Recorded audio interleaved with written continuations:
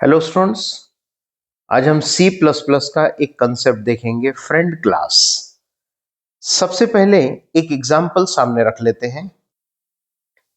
इस एग्जाम्पल में क्लास 1 का A नाम का ऑब्जेक्ट बनेगा, तो उसमें मेंबर डेटा I का एलोकेशन आएगा। फिर वो कंस्ट्रक्टर में जाएगा, I की वैल्यू को 10 कर देगा। उसके बाद 2 क्लास का ये B नाम का ऑब्जेक्ट बना, उसमें एज सच कोई मेंबर डेटा नहीं है, तो empty object will be there. Further b dot fun1 in bracket a, इस b ऑब्जेक्ट के लिए वो fun1 नाम के इस फंक्शन में जाएगा, जाते हुए a लेकर जाएगा, तो ये a की जो कॉपी लेकर जाएगा वो वहां पर x नाम के ऑब्जेक्ट के अंदर वो स्टोर करेगा। फिर सी आउट से वो x डॉट आई मतलब 10 वैल्यू स्क्रीन पे डिस्प्ले करेगा।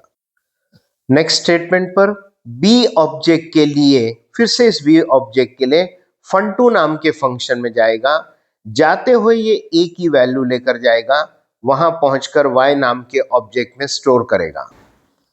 और फिर सी आउट स्टेटमेंट से y डॉट आई मतलब ये वैल्यू 10 स्क्रीन के ऊपर डिस्प्ले करेगा। ये तो हो गया इसका एग्जीक्यूशन, लेकिन इंपॉर्टेंट ये है कि क्या ये fun1 फंक्शन जो क्लास 2 के अंदर का मेंबर फंक्शन है, क्या वो x डॉट आई लिखकर इस मेंबर डेटा को एक्सेस कर सकता है जो यहां प्राइवेट में है? नो, वो एक्सेस नहीं कर सकता क्योंकि ये i प्राइवेट में है। Same thing with the fun2 also, यहां पर भी y डॉट आई मतलब इसको हम एक्सेस कर रहे हैं, वो नहीं कर सकता क्योंकि i प्राइवेट में है। लेकिन अगर ये दोनों फंक्शन को ये राइट्स देना है कि वो क्लास 1 का प्राइवेट डेटा एक्सेस कर सके, तो इन मेंबर फंक्शंस को क्लास 1 के अंदर फ्रेंड डिक्लेयर करना पड़ेगा। इसके लिए इन दोनों फंक्शन को क्लास 1 के अंदर फ्रेंड डिक्लेरेशन हमने लिख दिया, जिससे अब वो प्राइवेट डेटा एक्सेस कर सकते हैं।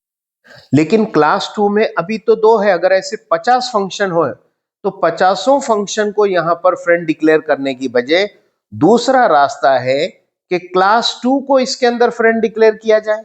देखते हैं कैसे।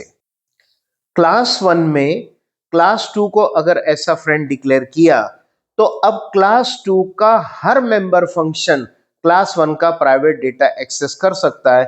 फिर उसके अंदर 50 मेंबर भी फंक्शन रहे तो सारे के सारे फंक्शन क्लास 1 का प्राइवेट डेटा एक्सेस कर सकते हैं।